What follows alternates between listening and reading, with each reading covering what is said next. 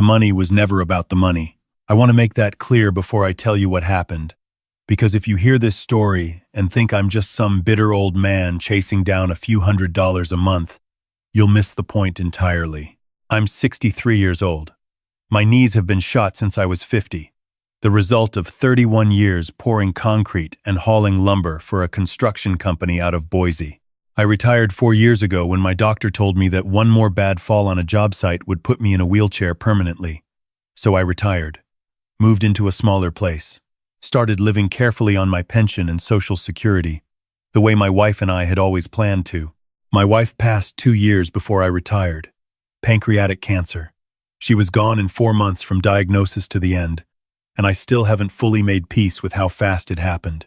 We had 40 years together, 40 good years, with a son we were both fiercely proud of. My son is 34. He worked as an operations manager for a logistics company in Phoenix. Smart kid. Always was. He married 8 years ago, and they have a boy together, my grandson, who just turned 7 this past March. 2 years ago, my son was in a car accident on Interstate 17 just north of Phoenix. A truck driver ran a red light and hit him broadside at 50 miles an hour. He survived, which the doctors called a miracle, but the damage was real. A traumatic brain injury that affected his memory and his ability to work. My daughter-in-law called me from the hospital at 2 in the morning. I drove 11 hours straight to Phoenix. I sat in that waiting room for 14 hours. Let me tell you what it feels like to sit in a hospital waiting room not knowing if your only child is going to wake up. I can't describe it accurately.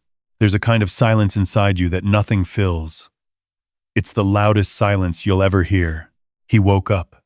He was confused for a long time. He didn't always know what day it was, what year. Sometimes he didn't recognize voices on the phone. His doctors said recovery could take 18 months to several years. He couldn't return to work. He had short-term disability through his employer that covered some of it, and my daughter-in-law picked up extra shifts as a dental assistant to make ends meet. But between the medical bills, the specialist visits, the medications, and the mortgage on their house in Chandler, she told me they were drowning. So I stepped up. Of course I stepped up. That's what you do. I went back to working part-time at a hardware store in Meridian, 3 days a week. My knees screamed at me every shift. I told them to be quiet. I started sending my daughter-in-law $850 every month, directly to her, first of the month like clockwork. She would send me a thank you text, and sometimes a short video of my grandson playing in the backyard or eating dinner. I lived for those videos. That little boy was the last piece of my wife I still had in the world, and I was going to make sure he was taken care of. For 22 months, that's exactly how it went. I didn't ask a lot of questions. My daughter-in-law told me my son had good days and bad days. On bad days, he got confused and anxious, and she said phone calls made things worse for him. She discouraged me from calling his cell directly. She said the stimulation was hard on him, so I called her instead, and she gave me updates, and I accepted them because what was I supposed to do? Call her a liar? She was the one living it. She was the one in that house every day. I trusted her because I didn't have a reason not to, but something started to feel wrong, and I couldn't put my finger on it for a long time. It started small.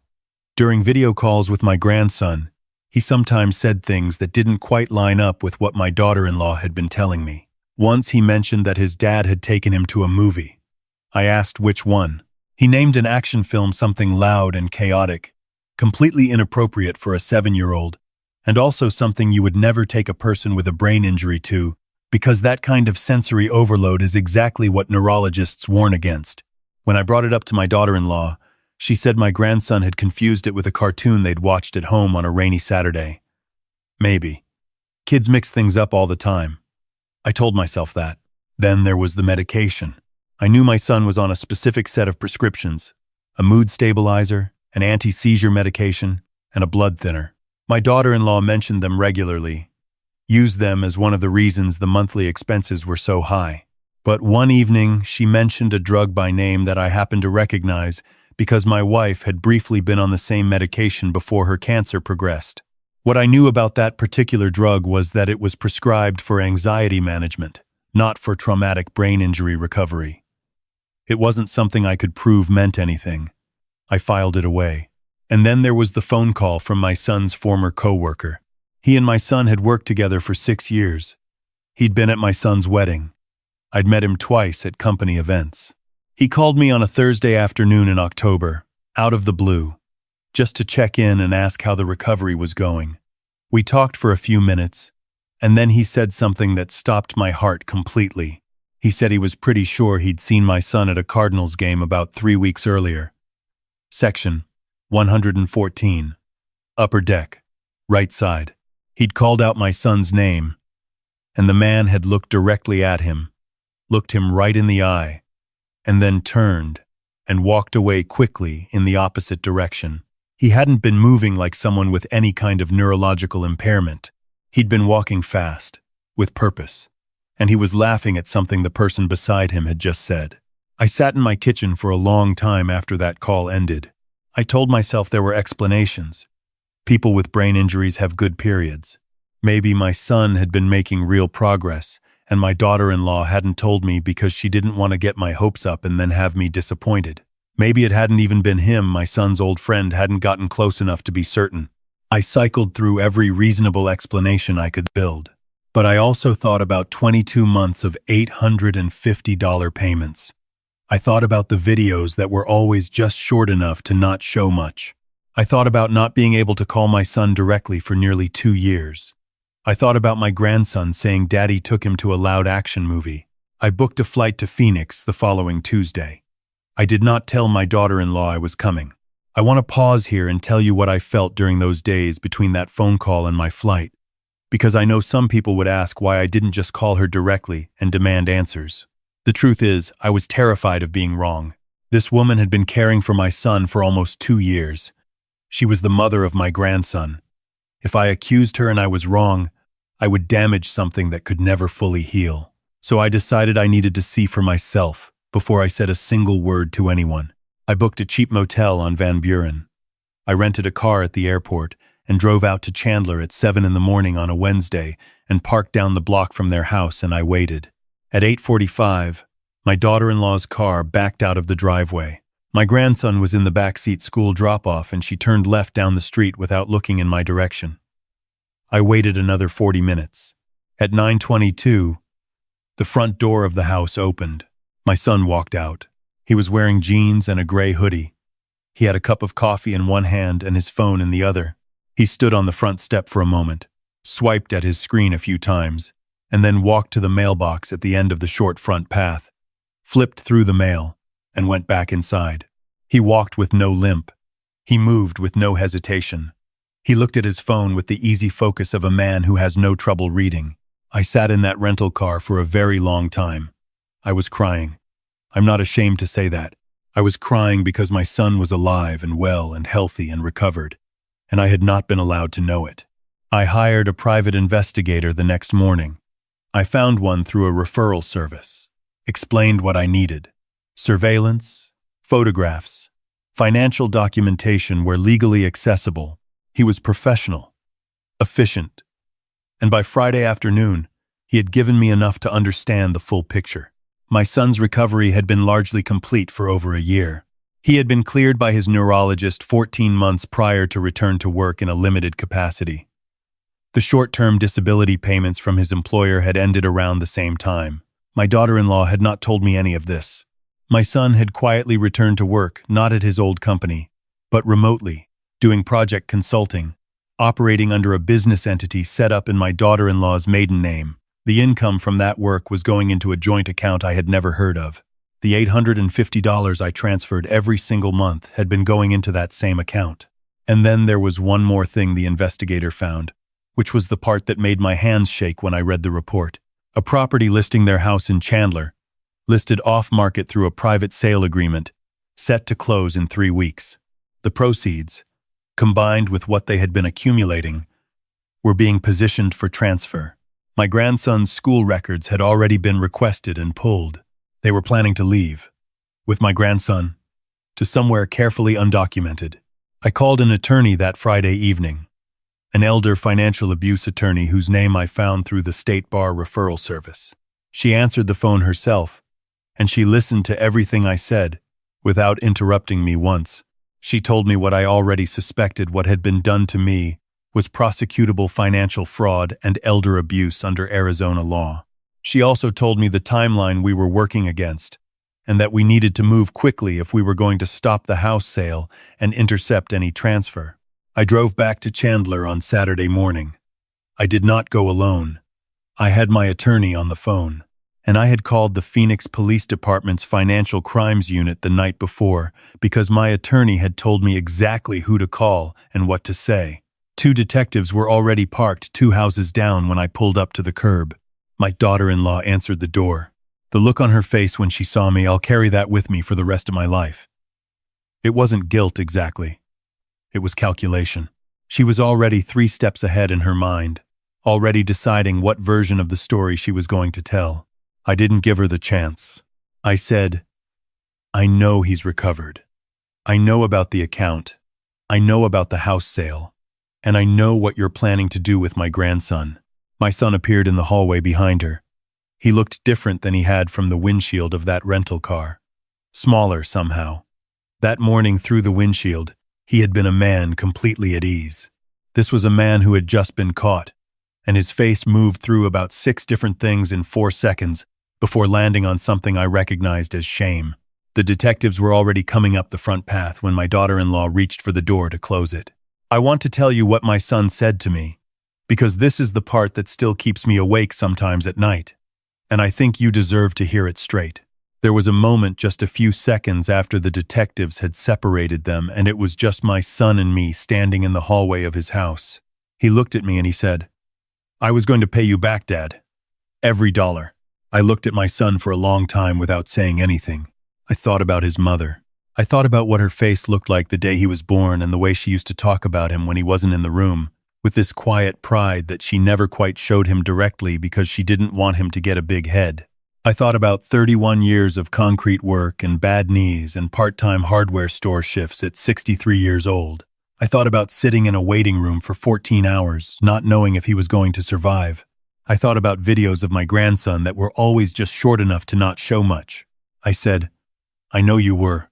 I didn't say anything else. There was nothing else that needed saying. My daughter-in-law was arrested that afternoon on charges of elder financial fraud and theft by deception. My son was arrested 2 days later after the detectives completed their review of the financial records. He faced charges of fraud and making a false statement in connection with the extension of his disability claim. The house sale was frozen by court order within 48 hours. The financial transfer my attorney had flagged and been watching for was stopped before it cleared. My grandson came to stay with me. That was the part of the process that moved the fastest, and I am grateful for it every single day. Family court moved quickly given the documented circumstances, and my attorney knew exactly what to file. He was placed in my temporary custody within 5 days of the arrests. He's been with me in Meridian since November. He started at a new school here after winter break. He's adjusting. Kids are resilient in ways that genuinely humble you. He asked me about a month after he arrived, one night at dinner, whether his dad was a bad person. I took longer to answer than he probably expected. I said, your dad made very bad choices. That's different from being a bad person. But bad choices have real consequences, and your dad is dealing with his right now. He thought about that for a moment, and then asked if we could have grilled cheese for dinner the following night. And I said yes. And we moved on, the way kids do. My daughter-in-law entered a guilty plea on the fraud charges. Her sentencing is in 2 months. My son's trial date has been set for later in the year. I don't have a clean name for what I feel about any of it. I've stopped trying to find one. I think about my wife constantly these days. I think she would know exactly what to say about all of it, and whatever she said would make me feel steadier than I currently do. She always had the ability to reach into a complicated thing and pull out the single true thing at its center. What I've come to on my own, in the absence of her voice, is this. I wasn't foolish for trusting my son. I wasn't naive for sending that money every month without fail. A parent who loves their child is supposed to show up, supposed to sacrifice, supposed to sit in that waiting room for 14 hours if that's what the situation calls for. That is not a character flaw. The flaw was theirs entirely. The shame belongs to them. I did everything a father is supposed to do. They simply counted on me to keep doing it. I'll ask you something, because I genuinely think about it, and I don't have a clean answer. How do you protect yourself from the people you love most? I'm not sure you can. Not entirely. I think the best you can do is stay awake. Really awake to the small things that don't add up. A medication name that doesn't match the diagnosis. A movie that makes no sense for the situation. A man who hears his name called across a crowded stadium and walks the other way instead of turning around. Don't talk yourself out of what you're noticing just because you're afraid of what it might mean. I almost didn't book that flight. I sat at my kitchen table for 2 full days, telling myself I was being paranoid, that she was doing her best, that my son needed me to keep sending that money and keep my doubts to myself. I almost convinced myself. I'm glad I didn't. My grandson's name is Cooper. He likes grilled cheese and baseball and chapter books with maps printed in the front. He has his grandmother's eyes, the same shape, the same color, the same way of looking at something when he's thinking hard about it. Every morning he comes downstairs in socks that never match and pours himself too much orange juice and asks me what we're doing today, like every single morning is just another adventure waiting to be figured out. I work my shifts at the hardware store. I pick Cooper up from school every afternoon. I make dinner most nights, slowly learning the short list of things he actually likes to eat. On weekends, we drive out toward the foothills sometimes and just walk. Because walking still clears my head even when my knees have opinions about it the whole time. My wife would have been extraordinary with him. She would have known instinctively how to make him feel safe in a situation like this. How to answer the hard questions without making them heavier than they need to be. I try to do half as well as she would have, and some days I think I come close. If there is someone in your life you've been supporting financially, emotionally, in any way, and something in the back of your mind has been quietly telling you that something doesn't add up, I'm not telling you to assume the worst of the people you love. I'm telling you to pay attention to that quiet voice. Ask one more question than you normally would. Make one more call. Don't dismiss the small inconsistencies just because facing them feels worse than ignoring them. The small things were always pointing somewhere. I just had to be willing to follow them. I'll be 64 in February. My knees still hurt every day. My grandson needs new cleats before spring baseball starts. I have exactly enough to cover both of those things, and not much more than that. And I have never in my life felt wealthier. Some mornings Cooper comes downstairs and the light catches his face just right before he sees me, in that fraction of a second before he starts asking about breakfast, and he looks exactly like his grandmother. And every time that happens, I think, that right there is why I booked the flight. That right there is why I drove 11 hours in the dark to sit in a waiting room. That right there is what all of it was actually for. Take care of the people you love. That part, I would never change. But take care of yourself, too. Pay attention. Stay awake to what you're seeing, because nobody is going to do that part for you.